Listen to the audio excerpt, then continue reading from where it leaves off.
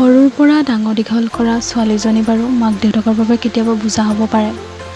এইজনী চাওকচোন মোৰ দেহীজনী, তাই জানো মোৰ বাবে বুজা হ'ব পাৰে। তাইৰ লগত মই সদায় থাকিম, এতিয়া বুলিয়ে নহয় পাছলৈও সদায় থাকিম। সকলো মানুহৰে মনৰ চিন্তাধাৰাবিলাক বেলেগ বেলেগ নহয়নে বাৰু? মানুহৰ চিন্তাধাৰাৰ ওপৰত নিৰ্ভৰ কৰে মানুহৰ মুখৰ ভাষ্যবিলাক।